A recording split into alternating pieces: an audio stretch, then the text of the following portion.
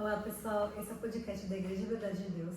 E hoje a gente vai fazer algumas perguntas para o líder da nossa igreja. E eu quero que ele explique pra gente se nós cristãos devemos seguir o Antigo Testamento. Ele ainda é válido para nós? Olá pessoal, graça e paz, tudo bem? Olha, na verdade não, porque observa que quando faço um testamento, cumpre-se o novo.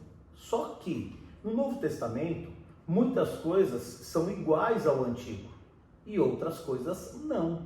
Então, de vez nós seguimos o Antigo Testamento e ficar discutindo lá, isso é válido, isso não é mais, isso é válido, isso não é mais, a gente segue somente o Novo Testamento. No livro de Hebreus, capítulo 9, versículo 16, diz assim: um testamento ele só é válido a partir da morte daquele que o fez, uma vez que nunca vigora enquanto está vivo aquele que fez o testamento. De quem ele está falando? De Jesus Cristo. Então a gente percebe que o Senhor Jesus Cristo, durante a vida dele, estava vigorando o Antigo Testamento. E a partir da sua morte é que vigora o Novo Testamento, as boas novas. E aí, a partir da morte do Senhor Jesus Cristo, é nos mostrado com mais exatidão o que devemos cumprir, ok? Agora, observe, a gente, quando olha para o Senhor Jesus Cristo falando em Mateus capítulo 5, do versículo 27 a seguir, ele vem colocando situações que ele está alterando. Então, viram o que foi dito? Mas eu lhes digo. Viram o que foi dito? Mas eu lhes digo. Que nem o 42, ele diz assim, ó, viram o que foi dito? Odeie o seu inimigo. Mas eu lhes digo, ame o seu inimigo. Então ele alterou, né? Então ele alterou algumas coisas, não alterou tudo. E aí, se eu for ficar seguindo o Antigo Testamento, eu vou ter que ficar tomando cuidado em saber o que ele manteve e o que ele alterou. Então é mais inteligente da nossa parte seguir do Novo Testamento para frente, da morte do Senhor Jesus Cristo para frente. O Senhor Jesus Cristo deu ordens que nós não podemos seguir. Eu até estava falando com uma pessoa sobre isso. E ele ficou super espantado. Quando ele curou aqueles leprosos, ele disse assim, vamos mostrar-se ao sacerdote e ofereça o sacrifício que Moisés determinou na lei. Nós não podemos fazer isso. Se formos curados de qualquer coisa, mesmo de lepra, por Deus, nós não podemos fazer esse sacrifício que Jesus mandou fazer. Por quê? Porque quando ele mandou, estava valendo o Antigo Testamento. E ele não tinha morrido na cruz ainda e substituído esse sacrifício. Por isso ele ordenou fazer. Mas quando ele morre na cruz, ele substitui pelo sacrifício dele esses sacrifícios que ele mandou os leprosos fazerem. Entende? Então, todos esses cuidados nós precisamos ter. Então, ficamos com o Novo Testamento, que é muito mais fácil, muito mais prático para a gente seguir, né?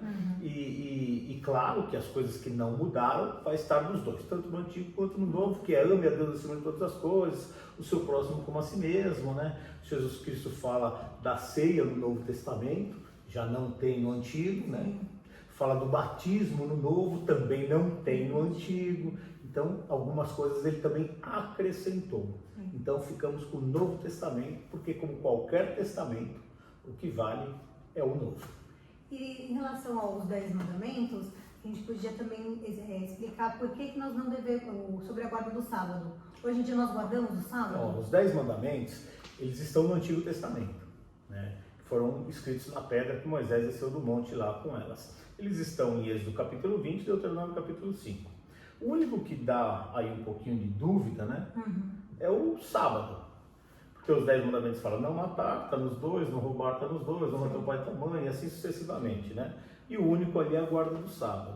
Com a guarda do sábado, o Senhor Jesus Cristo, ele até, aos olhos dos mestres da lei, profanou esse dia, né? Na verdade, não profanou. Os mestres da lei achavam que ele tinha profanado, né? Essa guarda do sábado. Mas você vê que essa guarda do sábado não é mais mencionada a partir da sua morte. Porque a guarda do sábado, o objetivo era que Deus fosse o principal naquele dia. Então, quando nós guardamos um momento para Deus, para ter Deus como principal, nós estamos guardando o sábado, independente de ser sábado ou não, entende? O objetivo de Deus de instituir o sábado é que as pessoas se voltassem para Ele, como seus filhos, né? E como um bom pai quer que os seus filhos se voltem para Ele, né? E quando a gente faz isso num domingo, numa segunda, numa quarta, numa sexta, nós estamos guardando o sábado, porque nós estamos cumprindo o objetivo que Deus queria alcançar, que é nós, seres humanos, guardarmos um tempo para Deus, exclusivamente para Deus, sem pensar em outra coisa, sem pensar no nosso trabalho, sem pensar no nosso lazer, sem pensar na nossa família, sem pensar em nada, único, exclusivamente para Deus. Isso é guardar o sábado. Então, guardar o sábado está valendo, né? Mudou, mas não mudou, né? Vamos usar essa brincadeira. Tem uma liberdade a mais de guardar pequenos momentos para Deus. O apóstolo Paulo até falou sobre essa liberdade, né? Que os judeus olhavam a nossa liberdade, né? E queriam nos criticar, nós, os cristãos da época. Hoje é a mesma coisa. Quando a gente tem a liberdade de Cristo, outras pessoas querem nos criticar, dizendo que nós não podemos fazer isso, não podemos fazer aquilo, não podemos fazer aquilo. Cada um tem uma ideia, né? Na verdade, o que nós precisamos observar é a essência.